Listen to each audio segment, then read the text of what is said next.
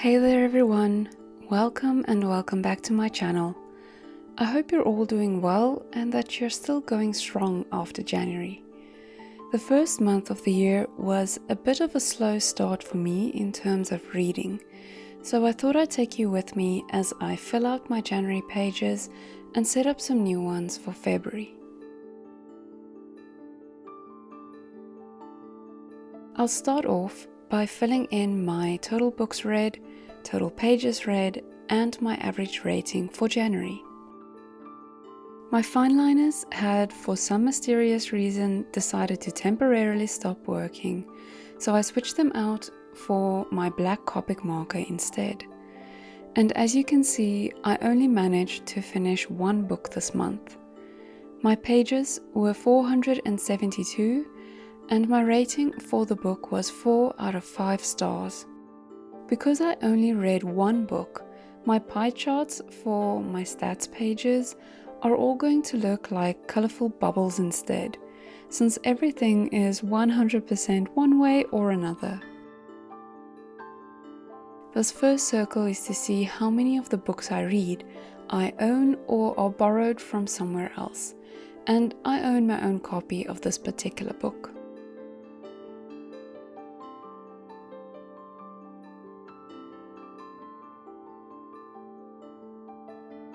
The orange circle is for amount of pages per book, which in this case is more than 500 in this one book.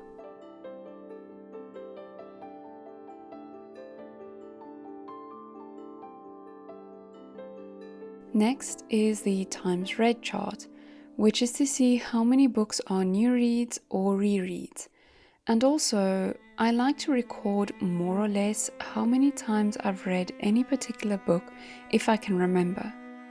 My January book is one I've read probably 10 times by now. For format, this was a physical copy, not audio or digital.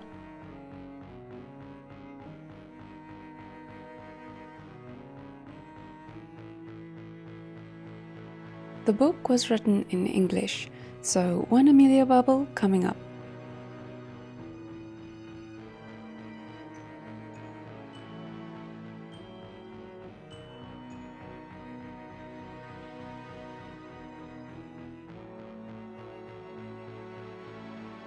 My purpose category is to see if I was reading for fun, for deeper exploration, or for research. And this month was all about the casual reads. That didn't stop me from mulling things over a bit, but we can get into that a little later. The purple pie is for fiction versus non-fiction, and this was a fictional book.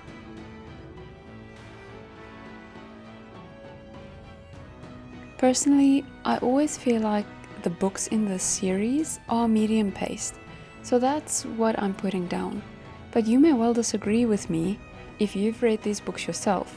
In fact, let me know in the comments section once I reveal the book if you've read the series, what you thought of it, and if when you read them as slow, medium, or fast-paced. The genres that this book falls into is fantasy and young adult. My copy was published in the year 2000, and the author is none other than J.K. Rowling. Yep, I'm rereading the Harry Potter series and genuinely having a blast.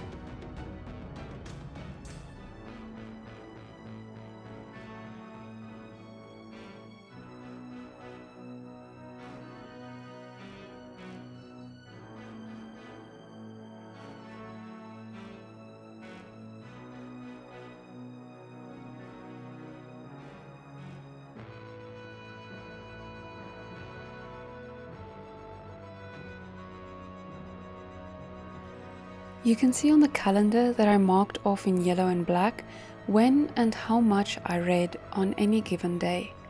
I chose those colors to represent Hufflepuff.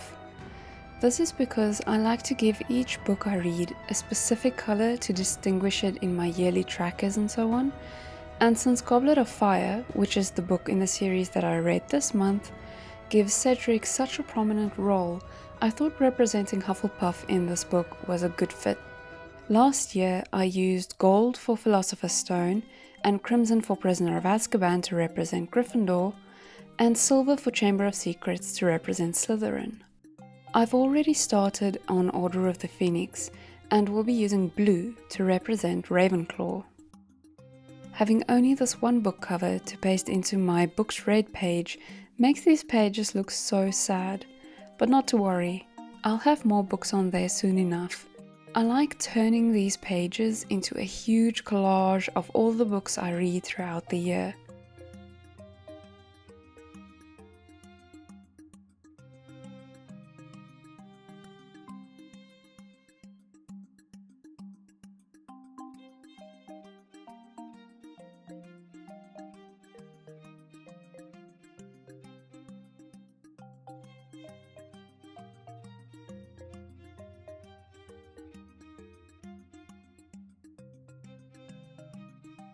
Then, to fill in my trackers, I use the same designated colors to mark a book on my bookshelf to indicate Goblet of Fire as the first book I read for the year, and to color in my pages read tracker. Each section of these 3 upper fans indicate 500 pages read, which is why I'm not coloring in the whole first little section. I only barely didn't make it to that mark. Lastly, I forgot that I wanted to place a book sticker on this page and quickly went back to do just that. Now I'm moving on to my review spreads for this book, which I'll be doing in my little A6 companion journal. The elements that I chose to use to decorate these small spreads are all things that remind me of certain aspects of the story and the events that take place. Most people will know this information, but just in case there's someone who doesn't. Harry Potter and the Goblet of Fire is the 4th book of 7 that follows a young English boy as he attends a school of witchcraft and wizardry. In this book, he has to take part in a tournament of 3 schools that tests participants' magical abilities, nerve, and wits to the very limits. But what he finds at the end of the competition is an enemy, a friend, and family he did not expect to see. That's about as spoiler-free as I'm going to be able to make it. If you don't want more than that, I suggest you skip ahead to the setup of the February pages.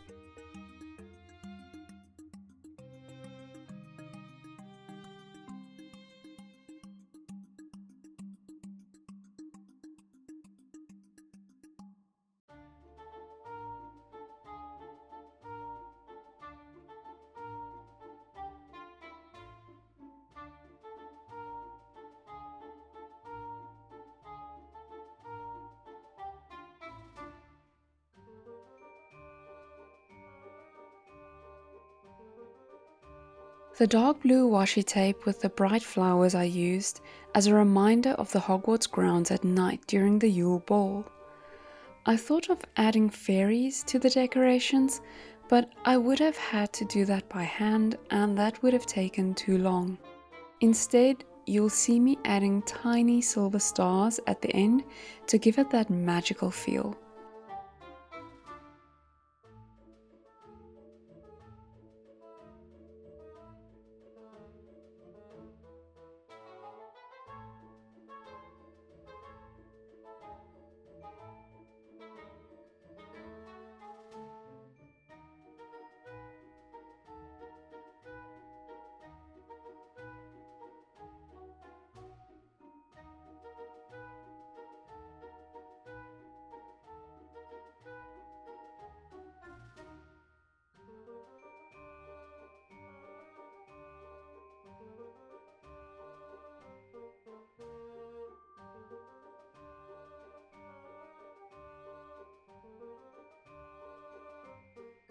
The scrapbook paper with newspaper decorations on it was used to represent Rita Skeeter and the media frenzy surrounding the tournament.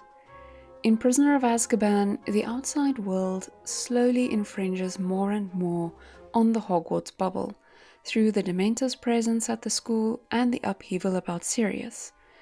But in Goblet of Fire, that overlap dominates much of the narrative with Rita and her reporting.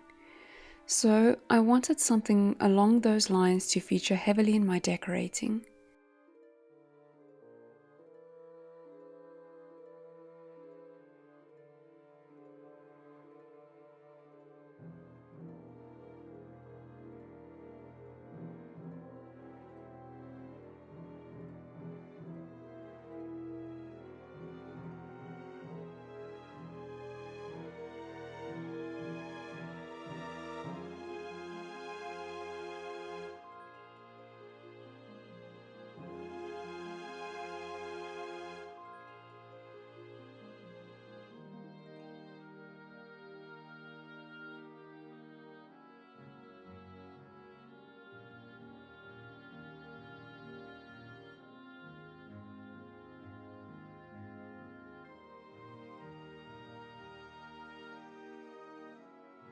Then I added scrapbook paper pieces with varying plants on them as a throwback to herbology and the gillyweed for the second task.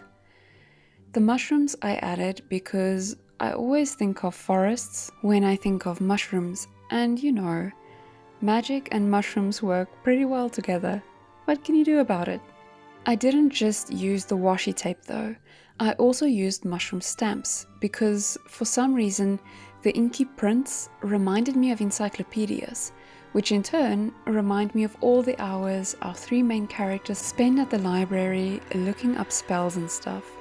On the last page of my setup, I even added a sticker with a pile of books and some crystals to help reinforce those thoughts.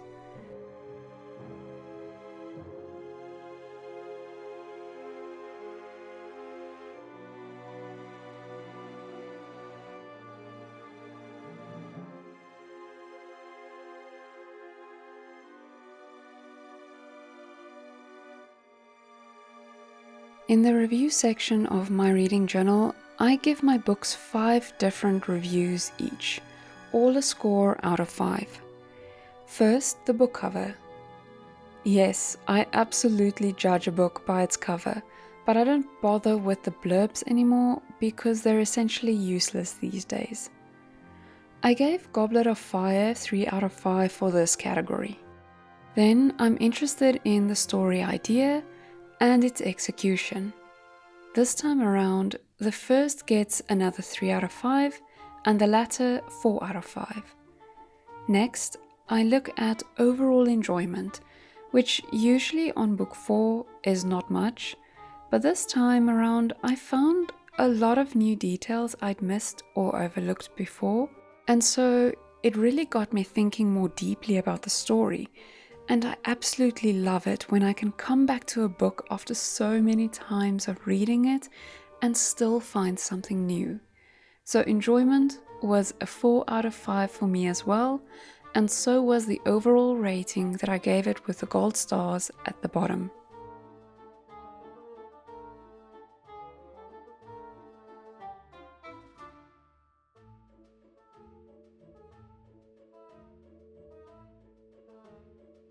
Finally, I added temporary paw print tattoos to hint at Padfoot, Crookshanks, and Care of Magical Creatures. Also, since they're technically cat paw prints, they could work for the Sphinx as well. You apply them to your journal the same way you would your skin. Stick them down, wet them appropriately with water, rub them a little, I used the back of my paintbrush for that, and they stick as though they were printed.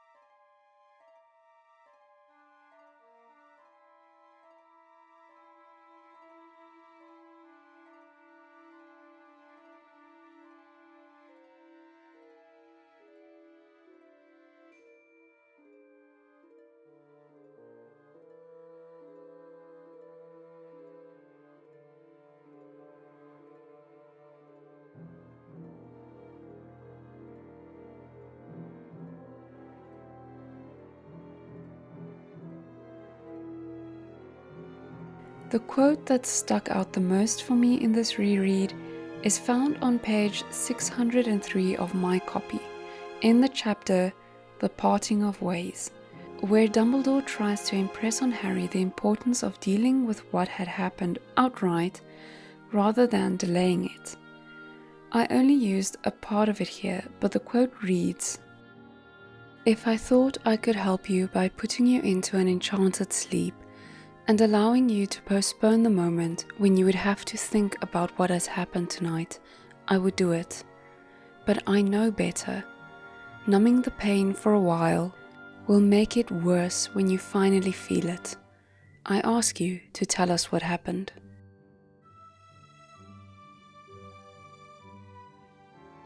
This stood out to me for many reasons, the most prominent one being that it pulled me back to Philosopher's Stone, where Dumbledore tells Harry something very similar.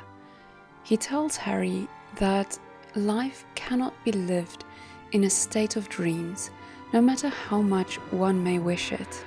And not to get too deep about it, but I think these are good reminders because I am someone who is naturally inclined to living in my own head too much, the consequences of which is that I don't really get to actually live in the real world in those moments, and all that time is lost for good. At the same time, the more I do engage with the real world, the more I do and want to dream, prefer to even.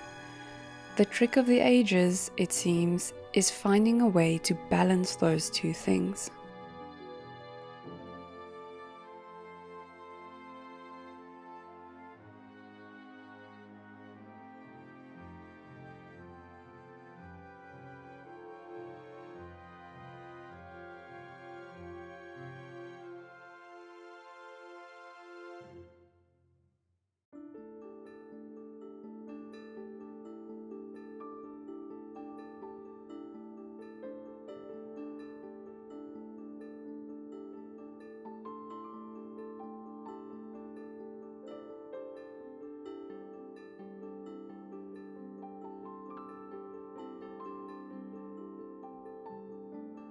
Something else that had my thoughts on the run during this reading of the book was the story of the Crouches.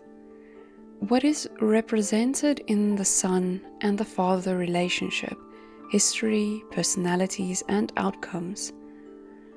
I had never previously really paid much attention to the Crouch family, as most of the scenes with them in it used to really annoy me. But this time around, I spent a lot of time thinking about what was happening in this part of the story and what I thought JK might be trying to say with the unspoken fragments of the narrative. The unexpected and complicated hints found in the relationship between the desperate 19-year-old Barty and his fanatically rule-abiding father, Mr. Crouch's coolness toward his son and love toward his wife, the family bond and trust with the house elf Winky. These small elements and contradictions had me rereading some passages a few times.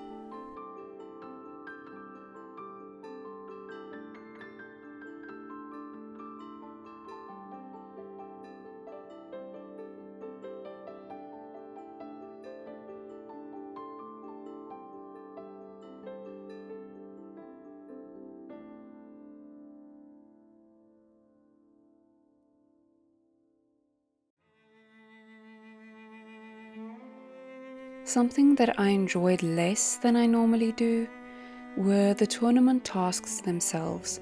Previously, the tasks were almost the only thing I loved reading in these books, yet for some reason this time around, I found myself feeling somewhat impatient with them and constantly waiting for them to end so that the story could move forward. That's a striking shift in how things normally are for me, and I'm not entirely sure why it turned out that way. Just thought it was worth mentioning. While the politics are a lot more on the nose with this one than with the others. Not that the others were particularly subtle about it. I did, in the end, enjoy reading this book more than I usually did, and I'm still very much grateful to J.K. Rowling for writing them. If you've read these books, what is your favorite part or least enjoyed part of the story?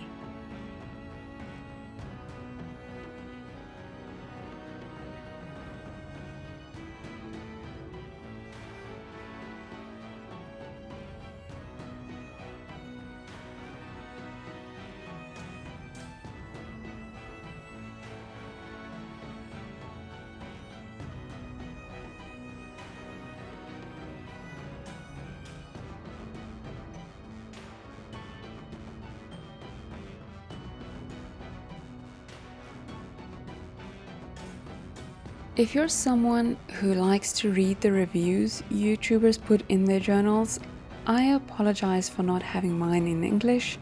I tend to write all my reviews in my own language, with the exception of a handful of words. It's just what's more comfortable for me.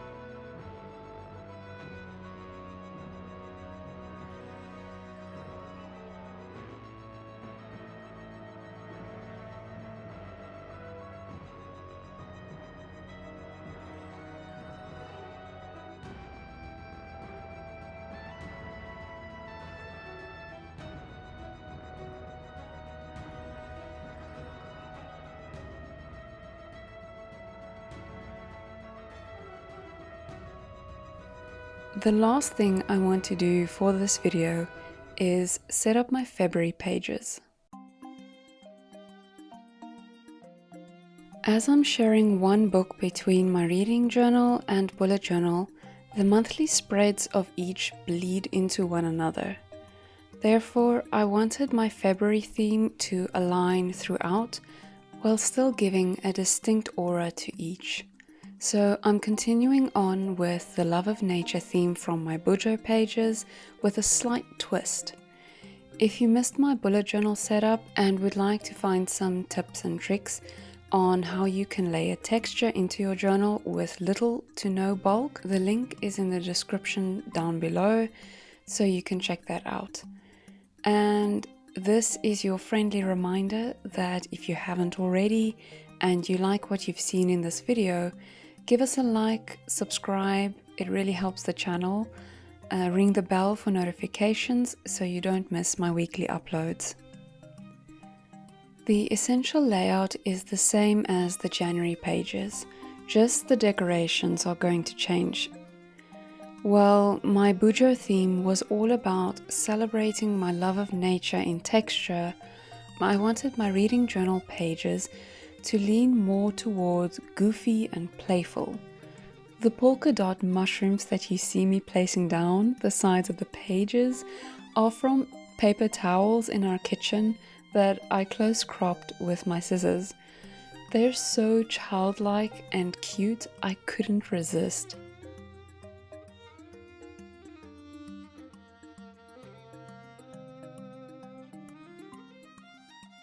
I thought that the January stats pages had been a little cramped, so I pasted in the line page to try a slightly different style that I'll show you when we fill them in together next month.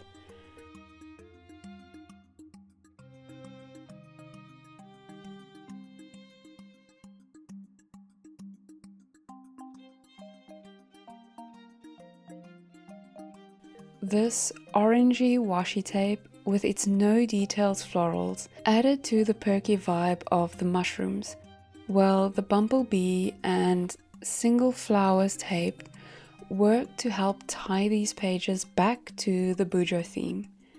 I wanted all the elements to create a full border around the entire setup, so I kind of repeated the same thing on the other side.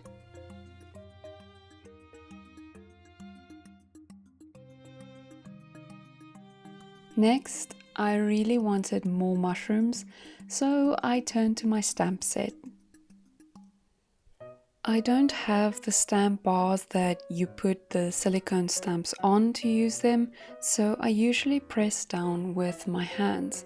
But as you may have noticed earlier in the video, they don't always come out well when they're applied that way.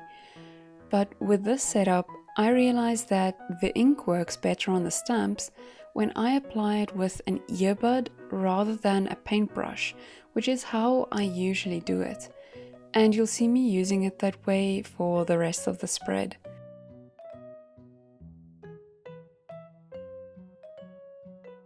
Initially, I only planned to put down a few stamps on the page, but then I started having fun. I may have gone a teensy bit overboard.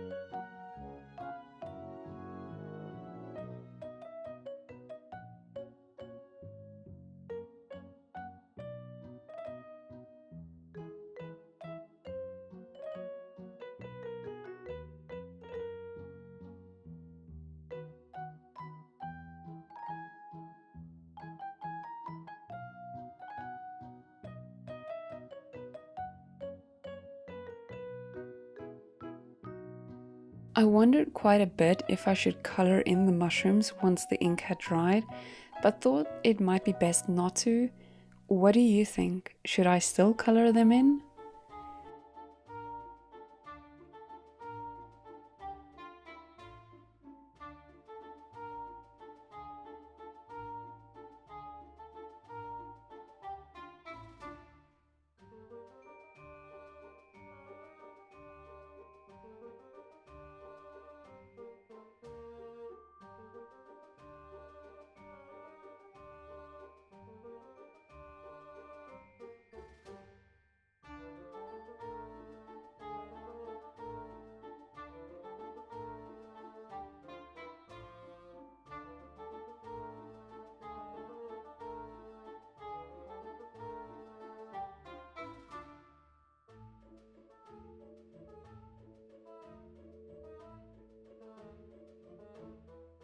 Next, I put in the heading for my stats page, and I decided to add in the same brown shadow outlining the text as I did with my Bujo to create a second tie in there.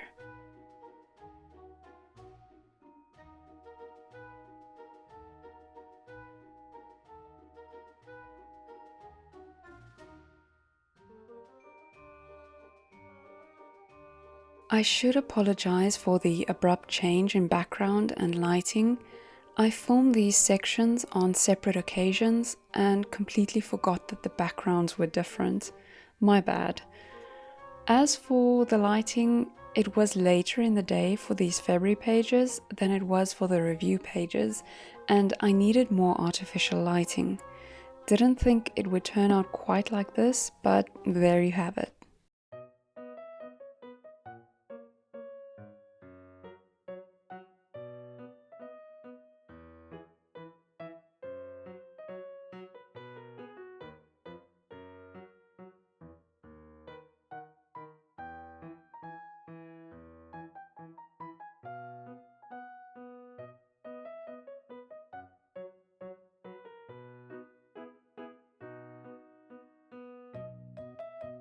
The last element you'll see me using to tie the Bujo and the reading journal themes together is the double-lined border that I'll add at the very end.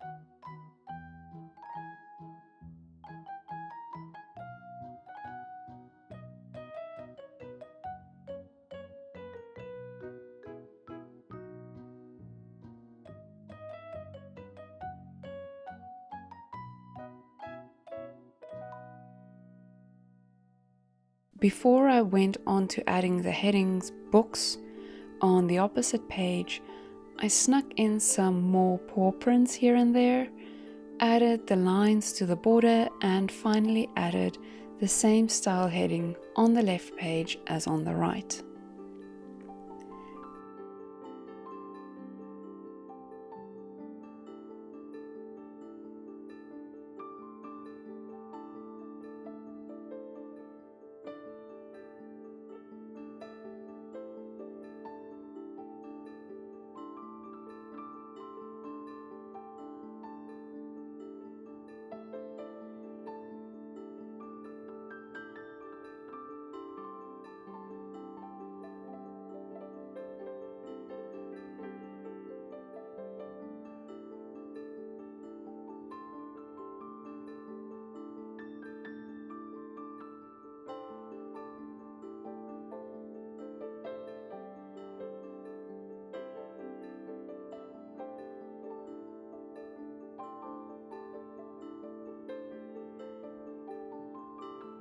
And that's it for this session. Let's look back through what we did.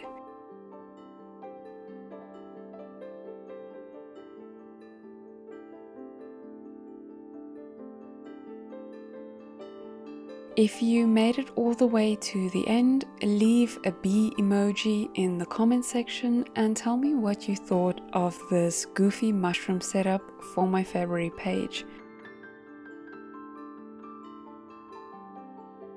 As always, thank you so much for watching, and I hope you enjoyed this plan with me video and got some inspiration for your journals. Wishing you only good books to read this coming month, and I hope to see you all again soon. Have a good one.